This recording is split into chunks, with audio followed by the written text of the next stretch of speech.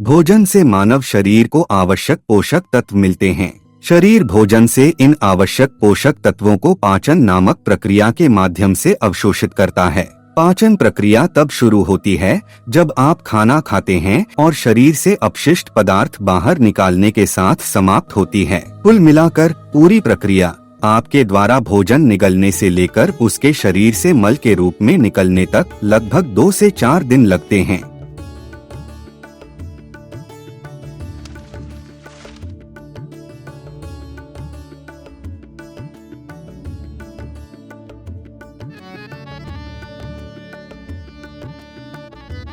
मानव शरीर में पाचन क्रिया 2 प्रकार से होती है, यांत्रिक पाचन और रासायनिक पाचन। भोजन चबाने पर मुंह में यांत्रिक पाचन शुरू हो जाता है। चबाने से भोजन टुकड़ों में टूट जाता है। रासायनिक पाचन मुंह में शुरू होता है जब भोजन लार के साथ मिलता है। लार में एक एंजाइम एमाइलेज होता है जो कार्बोहाइड्रेट का टूटना शुरू करता है। एक बार जब आप निगलना शुरू कर देते हैं तो प्रक्रिया स्वचालित हो जाती है। आपके अन्न प्रणाली की मांसपेशियां भोजन को आपके पेट तक ले जाती हैं। एपिग्लॉटिस गले में स्वरयंत्र के अंत में एक लचीला फ्लैप है। यह स्वरयंत्र और अन्न प्रणाली के बीच एक स्विच के रूप में कार्य करता है, जिससे हवा को फेफड़ों के वायुमार्ग में प्रवेश करने की अनुमति मिलती है और भोजन को अन्न प्रणाली में जाने की अनुमति मिलती है। ग्रासनली गले को पेट से जोड़ने वाली एक पेशीय नली है। अन्न प्रणाली लगभग 20 सेंटीमीटर है। निगले गए भोजन को पेट तक ले जाने के लिए अन्न प्रणाली की मांसपेशी क्रमाकुंचन क्रिया के साथ कार्य करती है। पेरिस्टल्सिस की क्रिया ऐसी दिखती है जैसे मांसपेशियों के माध्यम से एक समुद्री लहर चल रही हो। जब भोजन आपके अन्न प्रणाली के अंत तक पहुंचता है तो एक अंगूठी जैसी मांसपेशी, जिसे निचला एसोफेजियल स्फिंक्टर कहा जाता है, और भोजन को आपके पेट में जाने देती है। फिर भोजन पेट में प्रवेश करता है, जो एक गोल खोखला जे आकार का अंग है जो ग्रासनली और छोटी आंत के बीच स्थित होता है। पेट ही वह जगह है जहां से वास्तविक क्रिया शुरू होती है। पेट द्वारा उत्पादित पाचन रस और एंजाइम आपके द्वारा निगले गए भोजन को तोड़ देते हैं। यह बाद में छोटी आंत में अवशोषण के लिए उपलब्ध पोषक तत्वों को बनाने में मदद करता है। पेट को 3 यांत्रिक कार्य करने होते हैं।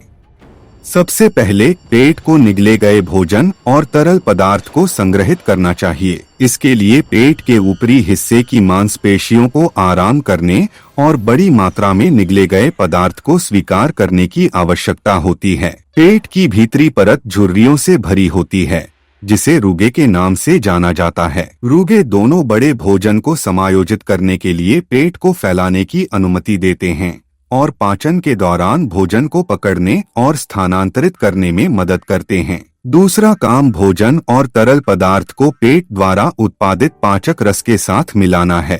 पाचक रस शक्तिशाली हाइड्रोक्लोरिक एसिड होते हैं जो भोजन में रोगजनकों को मारते हैं और पेट को आवश्यक कम पीएच पाचक एंजाइम प्रदान करते हैं। यह एसिड वस्तुतः आपके शरीर के अधिकांश अन्य अंगों को नष्ट कर सकता है। सौभाग्य से आपके पेट में एक मोटी बलगम परत होती है जो पेट को इस पाचन एसिड से बचाएगी। हालांकि जब पेट में बहुत अधिक एसिड होता है तो यह पेट की आंतरिक सतह को खा सकता है, जिससे अल्सर हो सकता है। स्फिंक्टर मांसपेशियों की कमजोरी के कारण पेट में एसिड वापस प्रवाहित होने लगता है। पेट में एसिड का यह वापस प्रवाह गैस की समस्या और सीने में जलन का कारण बनता है।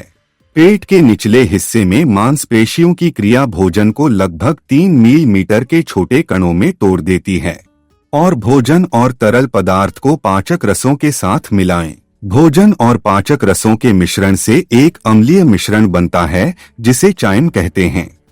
अंत में पेट इस ध्वनि को धीरे धीरे छोटी आंत के पहले भाग, जिसे ग्रनी कहा जाता है, में स्थानांतरित करता है। छोटी आंत या छोटी आंत जठरांत्र संबंधी मार्ग में एक अंग है जहां भोजन से पोषक तत्वों और सामग्रियों का अधिकांश अंतिम अवशोषण होता है। यह पेट और बड़ी आंत के बीच स्थित होता है और पाचन में सहायता के लिए अग्न्याशय वाहिनी के माध्यम से पित्त और अग्नाशय रस प्राप्त करता है। अग्न्याशय एंजाइम बनाता है जो कार्बोहाइड्रेट और प्रोटीन को तोड़ता है और उन्हें छोटी नलिकाओं के माध्यम से ग्रहणी तक पहुंचाता है। यकृत पित्त नामक पाचक रस बनाता है और इसे पित्ताशय में संग्रहित करता है। यह वसा और कुछ विटामिन को पचाने में मदद करता है। जब आप खाते हैं तो आपका पित्ताशय नलिकाओं के माध्यम से पित्त को आपके ग्रहणी में निचोड़ता है। डुओडेनम छोटी आंत का पहला भाग जो पेट से आंशिक रूप से पचा हुआ भोजन प्राप्त करता है और पोषक तत्वों का अवशोषण शुरू करता है। ग्रहणी आंत का सबसे छोटा खंड है और लगभग 23 से 28 सेंटीमीटर लंबा है और 9 से 11 सेंटीमीटर चौड़ा। अग्नाशयी रस और पित्त जो ग्रहणी में जारी होते हैं, शरीर को वसा, कार्बोहाइड्रेट और प्रोटीन को पचाने में मदद करते हैं। भोजन अभी आंत में है और अभी बहुत लंबा रास्ता तय करना है। नवजात शिशु में छोटी आंत की लंबाई लगभग 200 सेंटीमीटर होती है और एक वयस्क में यह लगभग 6 मीटर होगी।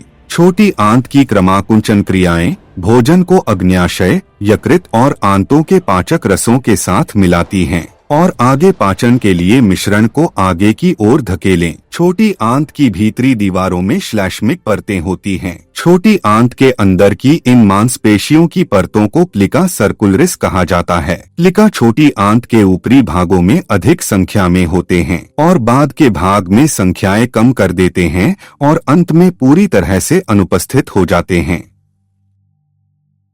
छोटी आंत की दीवारें छोटी उंगली जैसी उभारों से ढकी होती हैं, जिन्हें वेले कहा जाता है। ये प्रक्षेपण सतह क्षेत्र को बढ़ाते हैं, जिसके माध्यम से पोषक तत्व आपके रक्त प्रवाह में अवशोषित हो सकते हैं।